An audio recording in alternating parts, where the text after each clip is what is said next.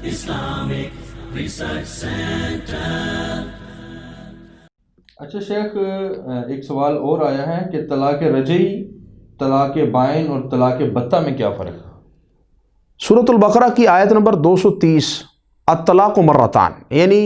طلاق کی تعداد کتنی ہے؟ وہ دو۔ طلاق رجعی قرآن مجید نے ذکر کیا ہے، الطلاق مرتان فامساک بمعروف اور تسریح باحسان۔ طلاق رجعی دو ہیں، یعنی رجعی سے مراد رجوع ہے، اور رجوع عدت کے اندر ہو سکتا ہے، اور عدت قرآن مجید نے جو بیان فرمائی ہے والمطلقات یتربصن بانفسہن ثلاثۃ قروء، 3 ماہواریوں کے اندر، 3 پیریڈ کے اندر عورت جو ہے خاوند اپنی بیوی سے رجوع کر سکتا ہے،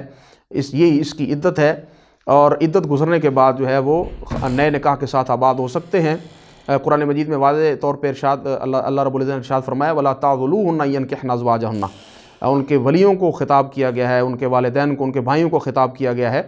کہ ان کے اگر وہ آپس میں میاں بیوی رضامند ہونا چاہتے ہیں، آباد ہونا چاہتے ہیں، تو آپ ان کو نکاح کرنے سے نہ روکیں۔ تو پہلی جو طلاق ہوتی ہے وہ رجعی ہوتی ہے، دوسری طلاق وہ بھی رجعی ہوتی ہے۔ دوران عدت صلح اور رجوع ہو سکتا ہے، اور عدت میں نے عرض کیا کہ 3 ماہواریاں یا 3 پیریڈ ہے۔ جو تیسری طلاق ہوتی ہے، جو وقفے سے دی جاتی ہے، تیسری طلاق بتہ ہے، اس کو بائن بھی کہتے ہیں، اس کا معنی کاٹنے والی، یعنی اس سے نکاح ختم ہو جاتا ہے،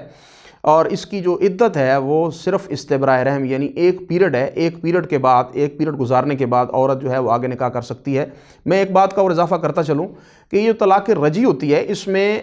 خرچہ اور رہائش یہ خاوند کے ذمہ ہوتی ہے، یعنی اگر عورت کو طلاق ہو جاتی ہے تو وہ اپنے خاوند کے گھر میں رہے گی، خاوند کی یہ ذمہ داری ہے کہ وہ اس کو خرچہ بھی دے، خاوند کی یہ ذمہ داری ہے کہ وہ اس کو خوراک بھی فراہم کرے اور رہائش بھی دے۔ تو یہ عام روٹین میں کیا ہوتا ہے، عورت کو جب طلاق ہوتی ہے تو اس کے والدین یا بھائی آ کے اس کو لے جاتے ہیں، یا وہ خود گھر سے چلی جاتی ہے۔ یہ شریعت کے مخالف اور تضاد میں ہے، ایسا نہیں کرنا چاہیے۔ عورت کو جب طلاق رجعی ہو جاتی ہے تو وہ خاوند کے گھر میں رہے، تو خاوند کے گھر میں رہے گی تو تب بھی رجوع ممکن ہوگا۔ عورتیں گھر سے نکل جاتی ہیں اور پھر ان کے لیے رجوع جو ہے وہ مشکل ہو جاتا ہے۔ اور دوسری پریشانی یہ ہے کہ لوگوں کو طلاق دینے کا علم نہیں ہے۔ قرآن مجید کا اگر آپ ڈیپلی اس کو پڑھیں، سورۃ بقرہ کی آیت نمبر 230 کو، تو اس میں الطلاق مرتان، طلاق دیں ایک رجعی اور اس کو عدت گزارنے دیں۔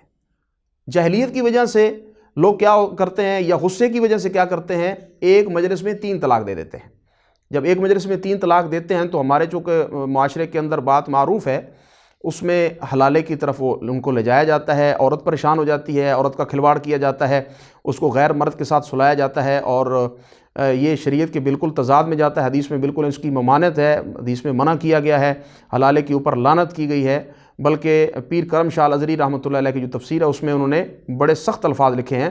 میں وہ الفاظ پڑھ دیتا ہوں کہ بے غیرت ہے وہ آدمی جو حلالہ کرتا ہے، اور بے غیرت ہے جس کے حلالہ کیا جاتا ہے۔ تو سورہ بقرہ کی آیت نمبر 230 کی روشنی میں یہ پیر کرم شاہ صاحب الازہری کی جو تفسیر ہے ضیاء القرآن، اس کا آپ مطالعہ کر سکتے ہیں۔ تو طلاق بیوی کو ایک ہی دینی چاہیے، اگر جھگڑا ہو جاتا ہے تو عدت اس کو گزارنی چاہیے، خاوند کے گھر کے اندر وہ رہے۔ دوسری طلاق اگر وہ ضرورت سمجھتا ہے، اگر وہ سمجھتا ہے کہ بیوی جو ہے یہ رضامند نہیں ہوگی، یا اپنی بات کے اوپر اڑی ہوئی ہے، یا جو معاملات جن کی وجہ سے ان کا معاملہ خراب ہوا ہے،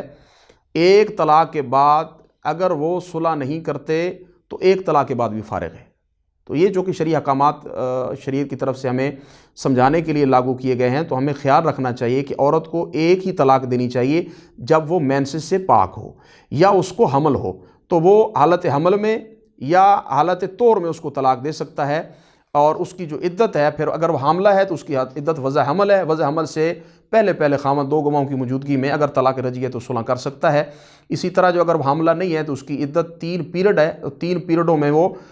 گزرنے سے پہلے عورت کا غسل کرنے سے پہلے اگر وہ آ جاتا ہے 2 گواہوں کی موجودگی میں صلح اگر وہ